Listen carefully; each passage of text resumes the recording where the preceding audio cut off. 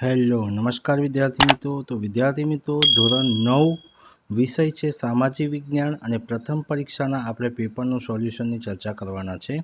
તો વિદ્યાર્થી મિત્રો, ધોરણ 9 વિષય સામાજિક વિજ્ઞાન, કુલ ગુણ 50 માર્ક્સનું પેપર છે. અહીંયા વિદ્યાર્થી મિત્રો સૂચના આપી છે, નોંધો. આ પ્રશ્નપત્ર સાથે વિદ્યાર્થીઓને ભારતનો રેખાંકિત નકશો પણ આપવાનો છે. બરાબર છે. આ પ્રશ્નપત્રમાં 25 પ્રશ્નો છે. બરાબર, 1 માર્ક્સના, 2 ગુણના, 3 ગુણના અને 4 ગુણના આમ પ્રશ્નો આપેલા છે. સૌથી પહેલાં આપણે વિદ્યાર્થી મિત્રો ચર્ચા કરીએ વિભાગ એ. તો વિભાગ એની અંદર શું કીધું છે?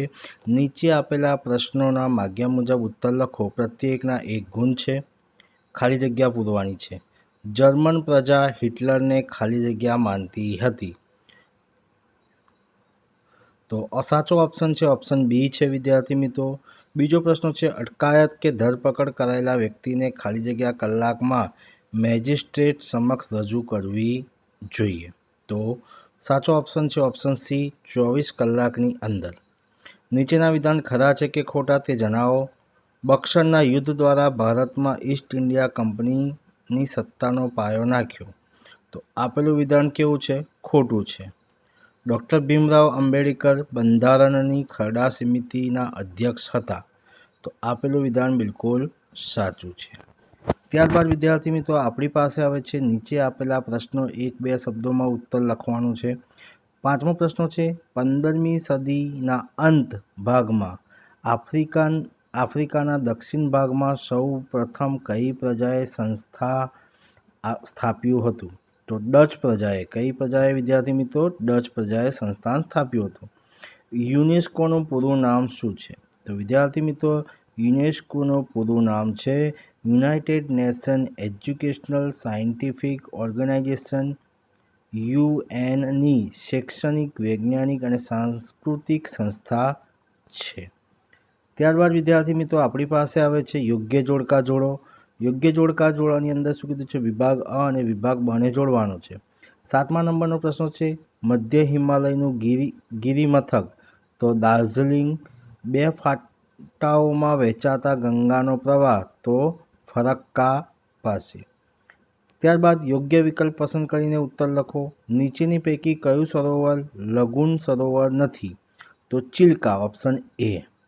10મો પ્રશ્ન છે, નીચેનામાંથી કયા દેશનું બંધારણ લિખિત સ્વરૂપે નથી? તો જવાબ છે વિદ્યાર્થી મિત્રો ઇઝરાયલનું બંધારણ. ત્યારબાદ વિદ્યાર્થી મિત્રો આપણી પાસે આવે છે વિભાગ બી. નીચે આપેલા પ્રશ્નો માગ્યા મુજબ ઉત્તર લખો. પ્રત્યેકના કેટલા ગુણ કીધા છે? 2 ગુણ છે. બરાબર છે.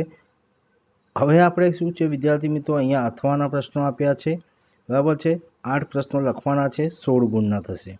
યુરોપવાસીઓનો નવો જળમાર્ગ શોધવાની જરૂર ઊભી થઈ. આ વિધાન આપણે સમજાવવાનું છે. પછી વ્યાખ્યાઓ આપવાની છે. અફીણ વિગ્રહ, વેલ્સલી સંઘી, ફાઓ, આ બધા પ્રશ્નોનું સોલ્યુશન આપણે કરવાના છે. ત્યારબાદ વિદ્યાર્થી મિત્રો આપણી પાસે આવે છે વિભાગ સી. વિભાગ સીની અંદર પણ શું કીધું છે? નીચે આપેલા પ્રશ્નોને માગ્યા મુજબ ઉત્તર લખો. પ્રત્યેકના 3 ગુણ છે. 12 ગુણનો પ્રશ્ન છે. બરાબર છે. 19, 20 અને 21નો અથવાનો પ્રશ્ન છે.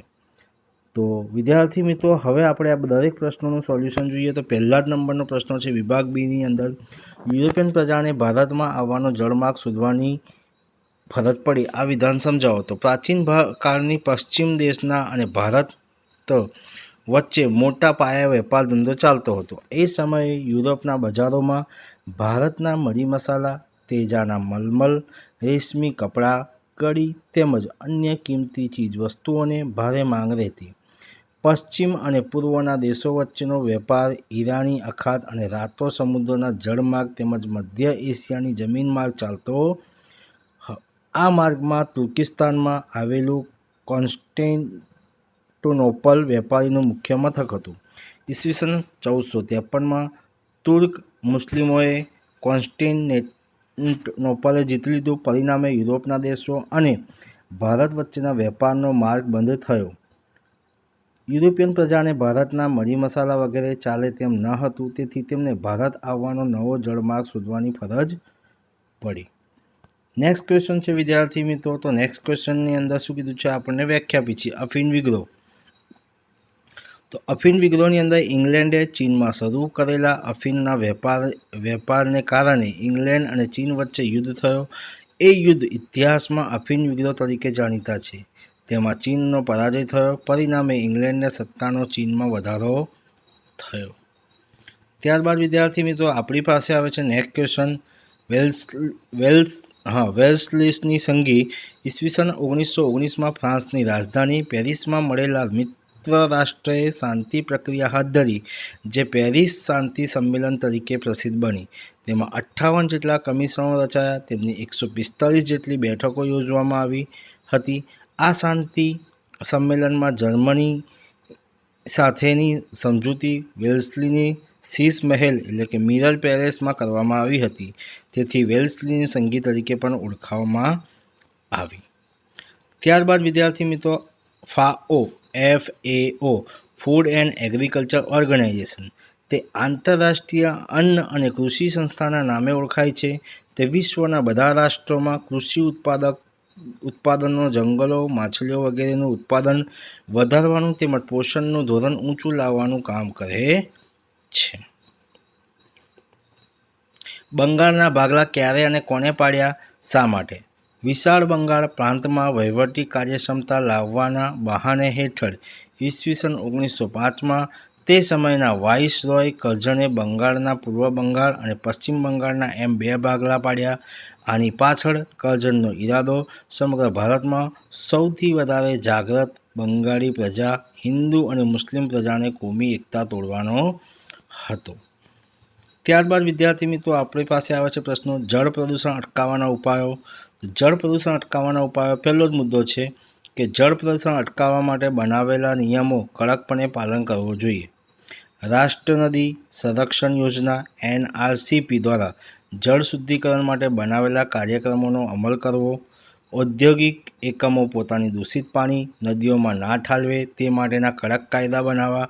ચોથો, ઉદ્યોગો દૂષિત પાણીને નદીઓમાં છોડતા પહેલાં તેની પર જરૂરી શુદ્ધિકરણની પ્રક્રિયા કરે, જેથી રાસાયણિક જળમાં રહેલા હાનિકારક તત્વો નાબૂદ થાય. દૂષિત પાણીને શુદ્ધ કર્યા પછી જ તેનો નદીઓમાં નિકાલ કરી શકાય એવા સરકારી કાયદા બનાવવા અને તેનો ચુસ્તપણે અમલ કરાવવો.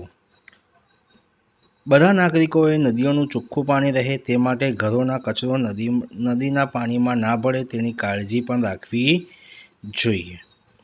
ત્યારબાદ વિદ્યાર્થી મિત્રો આપણી પાસે આવે છે નેક્સ્ટ ક્વેશ્ચન છે મૂળભૂત હકોની અગત્ય સમજાવો અથવા મૂળભૂત હકો એટલે શું તેનું મહત્ત્વ સમજાવો. મૂળભૂત હકો એટલે નાગરિકના વ્યક્તિત્વના સર્વતોમુખી વિકાસ માટે મળવી જોઈતી અમુક ચોક્કસ અનુકૂળતાઓ.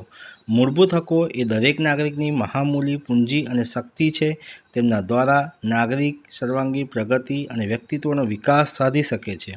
સરળ, સ્વસ્થ, સમજદારીભર્યું અને સમૃદ્ધ જીવન જીવવા માટે મૂળભૂત હકો અનિવાર્ય છે.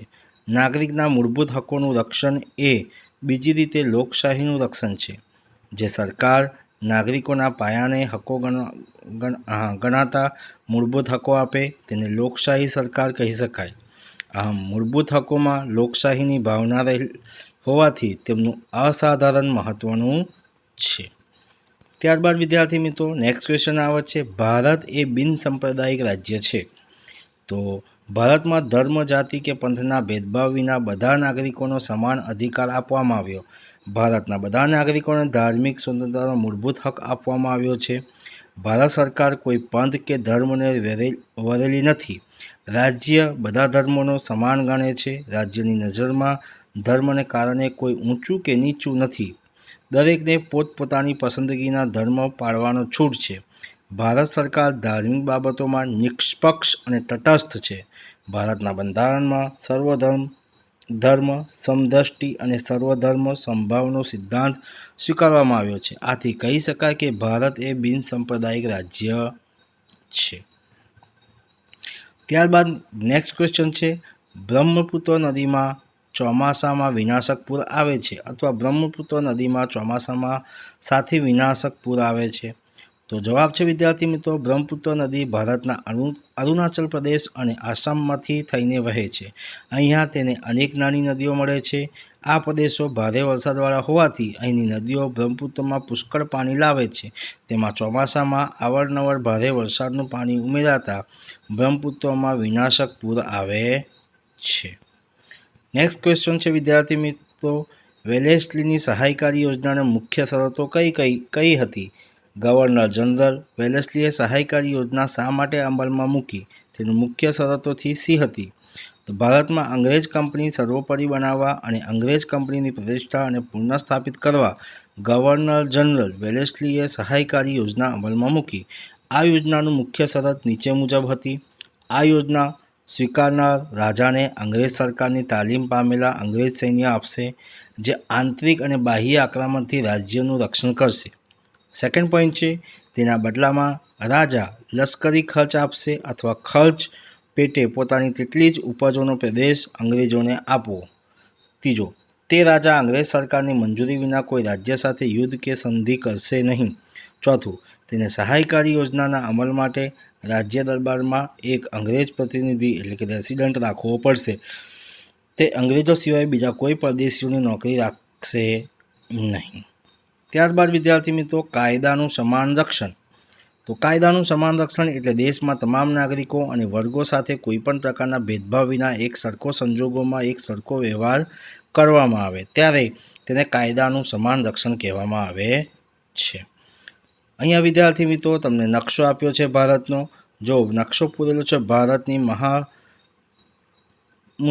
એટલે કે થરનું રણ, નર્મદા નદી, ચિલ્કા સરોવર, બંગાળાની ખાડી નકશાની અંદર જણાવેલો છે, જે તમે જોઈ શકો છો વિદ્યાર્થી મિત્રો। ત્યારબાદ વિદ્યાર્થી મિત્રો આપણી પાસે આવે છે વિભાગ ડી। વિભાગ ડીની અંદર કુલ 3 પ્રશ્નો છે, 4 પ્રશ્નો છે, એક અથવાનો છે।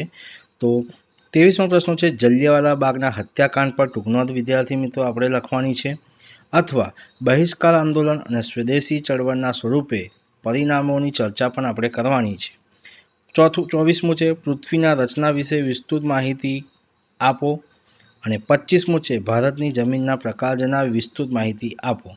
તો 3 પ્રશ્નો છે વિદ્યાર્થી મિત્રો। તો વિદ્યાર્થી મિત્રો આ વિડીયો તમને ગમ્યો હોય તો લાઇક કરજો, શેર કરજો અને કમેન્ટ કરજો, અને જો તમે ચેનલને સબસ્ક્રાઈબ ના કરી હોય તો સબસ્ક્રાઈબ કરવાનું પણ ભૂલતા નહીં। જય હિન્દ, જય ભારત।